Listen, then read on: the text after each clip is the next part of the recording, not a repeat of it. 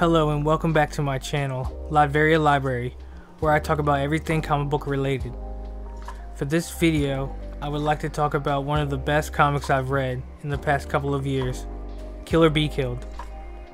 I'll be going over the first few issues, some of the themes, and the writers and artists.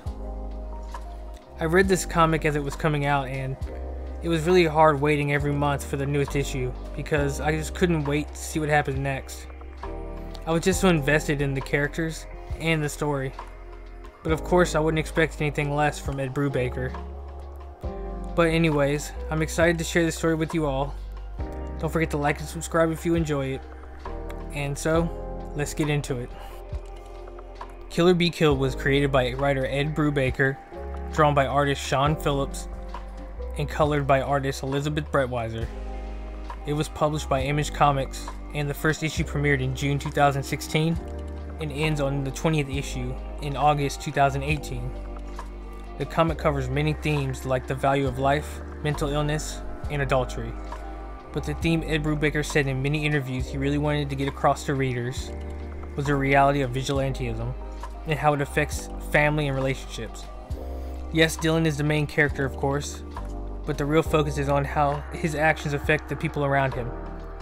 Brubaker nails this perfectly in my opinion. Also, the art by Phillips and Brettweiser really helps bring it to life.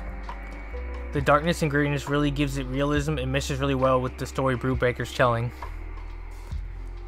I could go on forever about everything I love about this series, but I know everybody probably wants me to get into the story, so let's begin with issue 1. There is a long monologue at the very beginning of Dylan basically justifying his actions as he fights his way through a building, but I can't show you that because it's too brutal and the monologue is pretty long. So after this video, check it out for yourself because it really sets the tone of the story and gives you an idea of what's to come. We then cut to a past memory and Dylan and his ex-girlfriend are on a bus.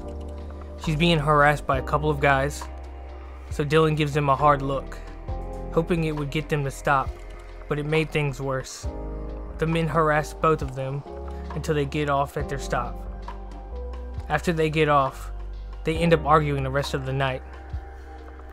Then Dylan tells us this isn't really where the story begins. It's just a small moment he can't stop thinking about. The story really starts the night he jumped off a building, but this isn't the first time he tried to end it.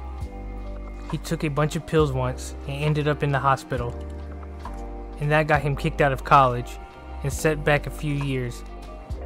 So now he is a 28-year-old grad student with no money. We cut again to Dylan walking down the street with two people.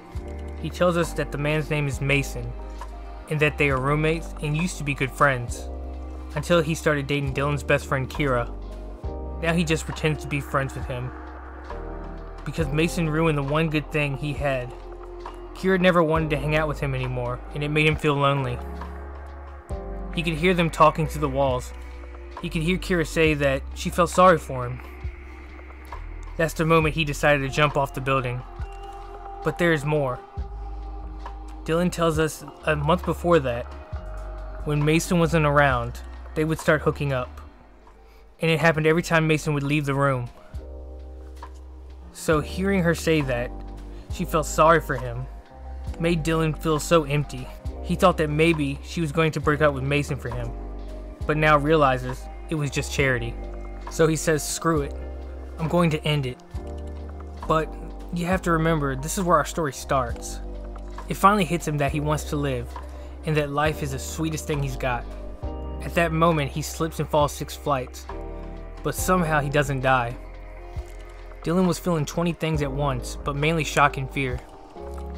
Battered, bruised, and thankful to be alive, he heads home, the whole time thinking that he wanted to wake up Kira and tell her everything, that he loved her, and all the sneaking around had to stop. But decided he couldn't do that while her boyfriend was right next to her. So he makes a decision to tell her in the morning and heads to his room. As his head hits the pillow, he sees a dark shadow moving towards him. The shadow grabs Dylan by the throat and says to be quiet unless you want your roommates to hear us. The shadow finally lets go and says that second chances don't come cheap and it's time to pay for yours. then says that he is a demon and that you're going to kill people who deserve it for me once a month. That it's rent for the life that Dylan tried to throw away. And if he doesn't, he will die. He says he can't kill someone and asks the demon what that even means. It tells him to look at the world around him, and it won't be that difficult. Dylan doesn't believe it's real, but the demon breaks his arm and says he is, then disappears. Kira comes running in the room. She asks what happened and Dylan says he fell. She takes him to the hospital, and the whole time he's there, he debates if the demon was real or not. And finally, decides it was just a nightmare, even though the thing broke his arm. 3 weeks go by, and Dylan starts to feel sick. He thinks it's just the flu, but 3 days later, it gets worse, and he starts seeing the demon again. Every time he would turn around or look in the mirror, it was there. Dylan couldn't help but think that the demon was killing him slowly because he didn't believe in it. After days of mental torture, he tries to drag himself to the hospital, but is attacked on the way there. And as he's being beaten, he thinks to himself that these are bad people, just grab one of their guns. But one of them puts the gun to the back of Dylan's head and says, "One more day, that's all you got." Then knocks him to the ground. The minute they leave, Dylan didn't even have to think about it. He decided to kill. Now he just has to find someone who deserves it. And at that moment, he finally felt better. Continued in issue 2. Dylan stumbles home and into the bathroom to bandage up his face when Kira walks in and asks him what had happened. He tells her he got mugged, but they didn't take anything. Then tells her, "At least I don't feel sick anymore." As he walks to his room, Kira says it's probably adrenaline because you just got the crap kicked out of you. He says it's no big deal and walks to the door to leave. She tells him that Mason is out of town for a few days and asks if they could talk later tonight, and Dylan says yes. But his mind was racing. He needed to hurry. He only has 1 day left. He really needed to find a gun. So Dylan asks his drug dealer Rex for one, but he says he doesn't have one because it's not worth it to getting shot over some pills and weed. Let them take them. He then asks why Dylan wants one, and he says research for a paper. Rex tells him to break into a house, and if he wants his prescription. Dylan says the same as last time. But he started to smile because he remembered where he could find one. His childhood home. So he calls his mom and gets on a train. He arrives and heads to the attic. He starts to search through his dad's things and tells us about how his dad used to be an artist and made most of his money off of commissions to private collectors. But in the 60s and 70s, he was the king of weird science fiction erotic art, and that his art was in hundreds of magazines.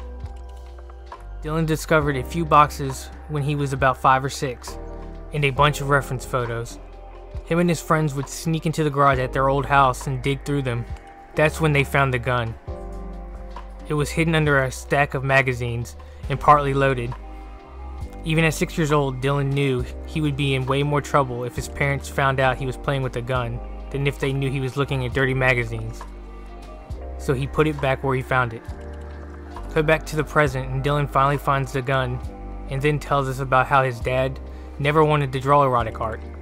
It was only supposed to be a side job, but ended up being his entire life.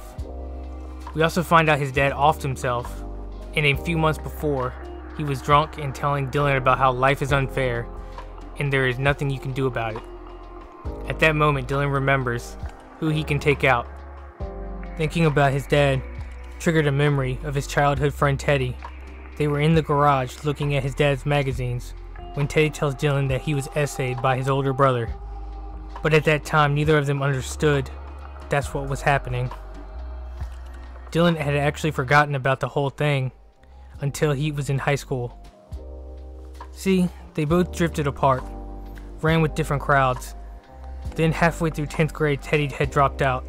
He had gotten addicted to heroin and started living on the streets. But that winter, he froze to death. That's when Dylan thought about the garage and what Teddy was trying to tell him. He was so young and didn't realize how bad it was, but obviously later, it destroyed him. Dylan didn't think anybody would believe him, so he never said a word, but never really forgot about it either. How could he? It took him all of 5 minutes to find Teddy's brother Mark, thanks to Facebook. Apparently he still lives in town and works at a bar a few towns over.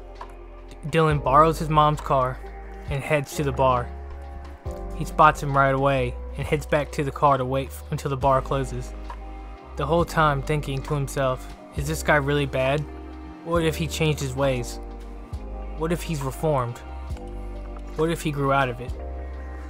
But no, you don't grow out of it. It's a compulsion. You can't help it. Plus it doesn't matter. He spent years essaying his brother. He tortured him, ruined his life. And that's good enough. Mark finally walks out of the bar and sees Dylan waiting there, gun pointed at his face. Dylan says, "I know what you did to Teddy," and pulls the trigger, pops him right through the head, and drives away. A while later, Dylan returns to his apartment. He picks up Kira and takes her to bed. As he thinks to himself, I kind of enjoyed it. Continued in issue 3. Dylan is looking at his laptop and sees a news report of Mark's murder. He yells out, and Kira wants to know what. He says he thinks he was friends with the guy's brother, and she asks him if he's okay. Dylan says, yeah, I barely knew the guy, and Kira changes the subject. She tells him she still wants to talk, and he said he has a bunch of stuff to do today, and asks her if they can talk tomorrow. Kira says, don't avoid me, and Dylan goes to his room. He then tells us that he is avoiding her, because he's just committed a murder, and was afraid he would blurt it out. She would think he's a monster. But he also kept thinking about how he might have offed somebody for no reason, that it's still possible that the demon isn't real, and he is actually insane, which meant that maybe Mark never essayed Teddy, and he just imagined it. But why would he imagine or make that up? And the demon did break his arm, get him severely ill, and send men to beat him to death. Dylan's head was just an endless argument spin cycle all day long. He tried to distract himself by focusing on his studies, or of course thinking about his next kill. How would he find them? Who would it be? But it didn't work. He was constantly coming back to the news article. That night he dreamed about walking the streets, looking at all the people he passed. He could see their ugliness that hides inside. Then the demon comes to him and tells him, I told you it would be easy, Dylan. You aren't part of them anymore. You crossed the line, and now your blinders are gone. Dylan says he doesn't want any of this, and the demon says, you're wasting time lying to me, boy. Try convincing yourself first. The next day, Dylan and Kira go to an amusement park, but because of the cold, it's closed, so they take a walk instead. Kira brings up their relationship, and how it's self-destructive, and when it finally blows up, they won't be friends anymore. Dylan tells her he would always want to be friends with her. She says she's stuck between who I think I want to be, and who I think I really am. That Mason is the guy the her she wants to be would pick, while Dylan is the guy she could be herself with. Then Dylan tells us a story about Kira's mom, and how she became a different person with every man she had married. Like a chameleon, she would hide behind her husband's image. He then tells us about how her third husband was a swinger, and when Kira was younger, she would watch them have orgies. She would peer down from the top of the stairs. Most kids would probably be traumatized by seeing their mom in that kind of position, but Kira could only think about how happy everybody looked. So you could see how Kira might end up with an unconventional idea about sex and relationships. Dylan thought spending the day with Kira would get his mind out of the obsessive loop it was in, and it had for the most part. But what he was afraid of was creeping back up. Kira had been nothing but honest with him, so how could he lie to her? Dylan then checks the news on his phone, and finally has his vindication. Turns out Teddy's brother was a bad guy after all, and his death led the cops to a pedo ring. And at that moment, Dylan felt like a layer of himself had been peeled away, and he was more than other people. Kira and Dylan then leave and head to a shooting range. Kira notices how good of a shot he is, but so did Dylan. He thought that last night before he fired the gun, it felt too powerful in his hands, like it was going to fly out of his grip. But today, it doesn't feel that way. He feels in control, confident even. After shooting for a while, they grab an Uber and head home to the apartment. While in the Uber, they start making out. Dylan knew it was a mistake, because he knew the closer they got, the harder it would be for him to lie. But she had never looked at him like that, and he felt invincible. They finally get to the apartment and open the door, and Mason is standing there by their TV. He had apparently came home a day early to surprise Kira. Him and Kira go to their room, but she looks back at Dylan one more time. If it had happened a month ago, Dylan would have been screaming. I mean, it still did hurt, but he already had enough to worry about, like looking for his next target. And this begins a sad but insane ride. Is Dylan actually crazy? Does it even have something to do with the pills he was buying? What if he kills the wrong person? And what about Kira? She has to find out eventually. How will it affect her? Well, you will have to find out for yourself. This comic is a masterpiece, and I hope you all check it out. Ed Brubaker and Sean Phillips have made many noir thrillers over the years, like Fade Out, Fatales, and Criminal, which I'm sure I'll cover in videos later on, and highly recommend. But this one, it has to be my favorite. Actually, it's in my top 10 favorite comics of all time. I always recommend this story to my friends that want to get into comics, or just looking for something interesting to read. While some of you who have read this story might not agree with me, that's fine. Everybody has their own taste. Thanks for checking out my second video. Don't worry, I'm still working on History of Daredevil Part 2. It will come out soon. I'm having a lot of fun though, making these videos. And even if nobody watches them, I think I'm still going to make them. Because it's just so satisfying creating and talking about something I love. And you never know, maybe someday somebody will watch one of these and pick up a comic book. Well anyway, don't forget to like and subscribe, and I'll see you next video.